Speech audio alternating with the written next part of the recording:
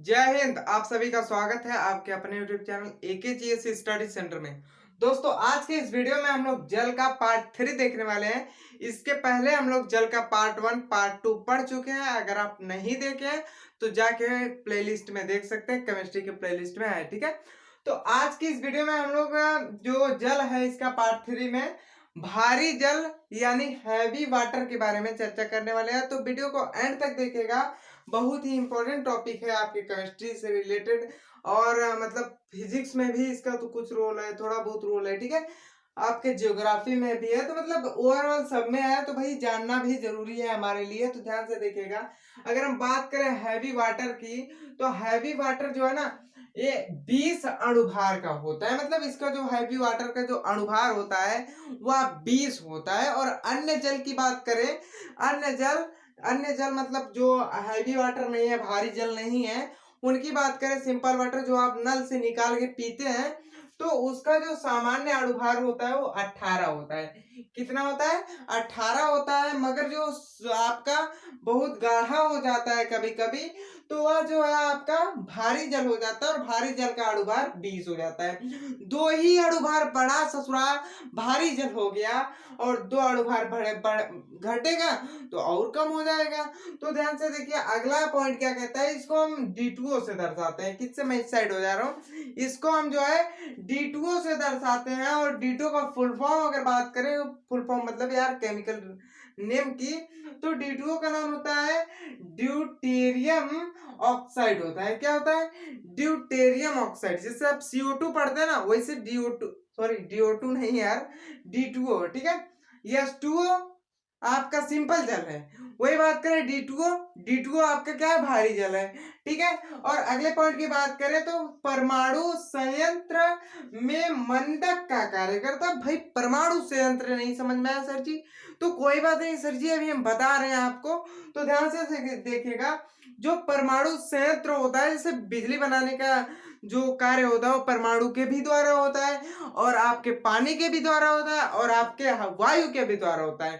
तो परमाणु घर जो होता है ना, उसमें यह क्या करता है? मंदक का कार्य करता है। मंदक क्या होता है? सर जी बता दीजिए, मंदक क्या होता है? तो देखिए, मंदक जो होता है या किसी चीज को रोकने का कार्य करता है। अब आप कहेंगे ससुरा पनिया रोक देगा? पनिया रोक देगा किसी चीज को? आप इस प्रकार से, सॉरी, इस प्रकार क्या दौड़ेंगे? देखिए, आप जो है ना, आप अपने रोड पे दौड़िए। ठीक है, दौड़ते हुए जाइए। आप दौड़ेंगे तो आपको थोड़ा मतलब सिंपल महसूस होगा। वही आपको अगर कह दिया जाए कि आप पानी में दौड़िए, तो पानी में आपको बहुत ही कॉम्प्लिकेटिव महसूस होगा, और दौड़ भी नहीं पाएंगे। ठीक है, तो दौड़ नहीं पाएंगे। क्यों? क्योंकि वह जो होता है ना, पानी आपका वो गाढ़ा होता है हमारी वायु की अपेक्षा। तो जिसके कारण जो इलेक्ट्रॉन इसमें दौड़ते रहते हैं ना, इलेक्ट्रॉनों को रोकने का कार्य करता है पानी जो होता है हमारा D2O, भारी जल जिसको कहते हैं। उसके बाद अगला पॉइंट देख लेते हैं, जल के 6000, तो 6000 अणु में एक अणु होता है। अरे बाप रे बाप! मतलब अगर आप जल ले लिए हैं और उसका 6000 अणु है, तो उसमें एक अणु जो होगा आपके D2O का होगा, यानी भारी जल का होगा। भाई भारी जल का कैसे होगा सर जी? एक्सप्लेन कर दीजिए। तो गुरुजी अभी बता रहे हैं हम, देखिएगा ध्यान से। तो अगर आपके पास 6000 लीटर क्या है? पानी है। ठीक है, कितना है? 6000 लीटर। यहाँ लिखा है ना, 6000 लीटर अगर आपके पास पानी है, तो उसमें से उस 6000 लीटर में पानी में आपका एक लीटर जो है ना, वो आपका भारी जल रहेगा, माने D2O रहेगा। समझ गए ना? सब जन समझ गए ना? हाँ, सब जन समझ गए। अब देखिए, यहाँ मैं थोड़ा सा एक्सप्लेन कर दे रहा हूँ कि एक D2O के बट्टा होता है 6K D2O। अब आप कहेंगे भाई 6K क्या है? K का मतलब होता है 1000। ठीक है, यूट्यूब की भाषा में 6 का मतलब होता है 1000, आपको भी जानना चाहिए। उसके बाद अगले पॉइंट की बात करें तो क्वथनांक की बात करता है ये। तो क्वथनांक की बात करें तो इसका क्वथनांक होता है 101.25 4 या 25, ठीक है।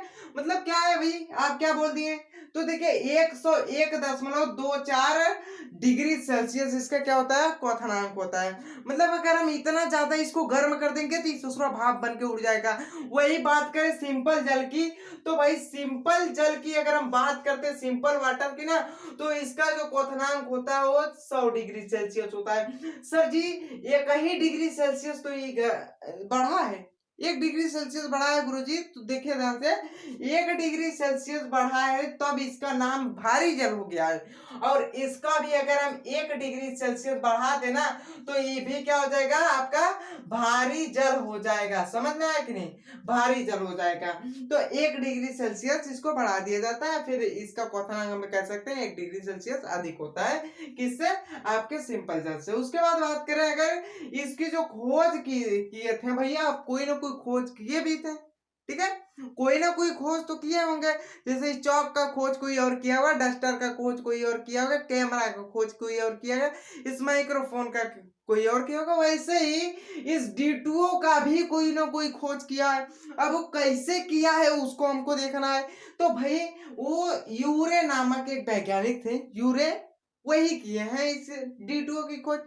कैसे किए हैं, अब वो लाके आए कितना, 6000, कितना 6000 लीटर, सॉरी 6000 अणु, किसके, जल के 6000 अणु लेके आए और सबको निकालने का, ई अणु ठीक है, ई ठीक है, ई ठीक है, ठीक ठीक ठीक ठीक। ससुरा ये कैसा है, ये कैसा है बताइए, ये तो चलिए ठीक है अलग दिख रहा है तो इसका नाम D2O रख देते हैं। तो वही काम आपके यूरे साहब किए थे। यूरे साहब 6000 अणु लेके आए किसका, जल का, उसमें छाड़ते एक अणु को भिन्न लगा, उसी का नाम D2O रख दिए। बहुत महान वैज्ञानिक नहीं है, ठीक है, हालांकि होंगे भी। चलिए अगला पॉइंट के देखते हैं।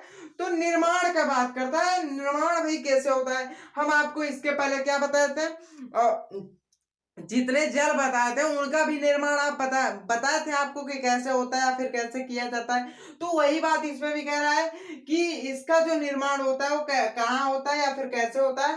तो तालचर नामक एक प्लेस है, एक स्थान है, एक जगह है, वो जो है सॉरी वाराणसी में नहीं, उड़ीसा में है। उड़ीसा में तालचर नामक एक जगह है, वहीं पर आपका D2O पाया जाता है। और भारत में शायद ही थोड़ा बहुत कहीं पाया जाता होगा। वैसे तालचर नामक एक जगह है जहां पर D2O की मात्रा बहुत ही ज्यादा है, बहुत ज्यादा है, ठीक है। और वह जो है आपके उड़ीसा में। तालचर कैसे आप याद रखेंगे, अगर आपके से क्वेश्चन पूछ दिया गया कि भाई जो D2O है वो भारत में सबसे ज्यादा कहाँ पाया जाता है, तो आप ताल का नाम सुने कि नहीं भाई, फर्स्ट ऑफ ऑल आप ताल का नाम सुने ना, ताल का नाम सुने कैसे, तालवा में पानी है, पानी है ससुरा, पानी है ताल में, ठीक है।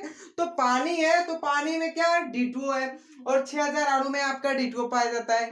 तो 6000 अणु उस पानी में तो होबे करेंगे, तो भैया ताल में ही क्या पाया जाता है, आपका D2O पाया जाता है। तो ताल चार से आपका D2O हो जाएगा, ठीक है। ये तो हम उसे आपको समझाने के लिए, बट कोई ट्रिक नहीं है, ठीक है। अगले बात करें इसका निर्माण विधि, जैसे अगर आपको नहीं मिल रहा है तो आप भी बना सकते हैं D2O। क्या बना सकते हैं, D2O बना सकते हैं। इसकी जो पहली भी निर्माण विधि है वो है प्रभाजी आसवन। देखिए पिछले वीडियो में हम लोग आसवन विधि के बारे में पढ़ चुके थे, मगर इस वीडियो में आसवन विधि के बारे में नहीं पढ़ेंगे। हम लोग इस वीडियो में प्रभाजी आसवन के बारे में पढ़ेंगे। प्रभाजी आसवन से एक विधि है जिससे हम D2O का निर्माण कर सकते हैं, और दूसरी विधि जो है विद्युत अपघटन है। अब इसको समझने का हम लोग प्रयास करते हैं। तो इस साइड आ सकते हैं, डायग्राम आपका बना है तो देखिएगा ध्यान से। ये जो है आपका ये है प्रभाजी आसवन, क्या है, प्रभाजी आसवन है, ठीक है। यहाँ मैं लिख दे रहा हूँ हल्का सा आपको थोड़ा सा इंडिकेट करने के लिए। तो देखिए ये जो है आपका प्रभाजी आसवन है। प्रभाजी आसवन कैसे होता है, यह आसवन विधि का ही छोटा भाई है, आसवन विधि का ही छोटा भाई है। ध्यान से देखिएगा, आसवन विधि में क्या हुआ था, हम यहाँ जल ले लिया और जल को गर्म करते हैं, और इस प्रकार से, सॉरी 1 सेकंड, या मार्कर नहीं, सॉरी ये क्या है, चौक गिर गया। तो देखिए इस प्रकार से हम इसको गर्म करते हैं, कितने डिग्री सेल्सियस, 100 डिग्री सेल्सियस हम इसको गर्म करते हैं। तो इस प्रकार से निकलना प्रारंभ हो गया था। ठीक है, आसवन विधि में हम लोग क्या किए थे, 100 डिग्री सेल्सियस को गर्म किए थे, उसके बाद ये निकलना चालू हो गया था और आसवन विधि में हम यहाँ एक कंडेंसर का प्रयोग किए थे और उस यहाँ कंडेंसर पर हल्का हल्का पानी छिड़क रहा है। पानी छिड़कने के कारण यह जो जल है आपका ठंडा होते जा रहा था और एक बाउल में हम इसको इकट्ठा कर लिए थे।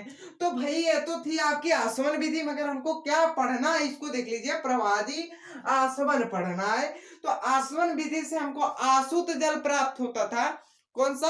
आसुत जल प्राप्त होता था, मगर आपके प्रभाजी आसवन से हमको D2O प्राप्त होगा। देखिए अभी कैसे प्राप्त होगा। तो देखिए यहाँ से हम इस सबको हटाते हैं, क्या है भैया, कंडेंसर वंडेंसर हटाते हैं, ससुरा झूठे कंडेंसर वंडेंसर लगा दिए, इस बाउल को ससुर को हटाइए। चलिए ठीक है, हटा दिए। अब देखिए आपके पास यहाँ 6000 अणु, 6000 क्या है, जल के अणु है और इसको हम गर्म कर दे रहे हैं कितने, 100 डिग्री सेल्सियस पर। कितने डिग्री सेल्सियस, 100 डिग्री सेल्सियस। यहाँ बाउल लगा देते हैं क्योंकि हमको पानी को इकट्ठा करके आपको पिलाना है। तो भाई पिलाना है तो बात अभी पिलाने की बाद में करते हैं। तो देखिए हम इसको 100 डिग्री सेल्सियस पर गर्म करते हैं। गर्म करने के बाद जो हमारा सिंपल पानी का अणु रहेगा वो धीरे धीरे क्या होगा, वाष्पीकृत होते ऊपर चला जाएगा। तो इस प्रकार से या ऊपर जाएगा और ऊपर जाके इसमें गिर जाएगा। तो आप क्या नोटिस किए हैं भाई, इसमें जो है आपका 6000 अणु है, तो इसमें आपका सिंपल भी जल है और एक कॉम्प्लिकेटिव मतलब हैवी जल भी है।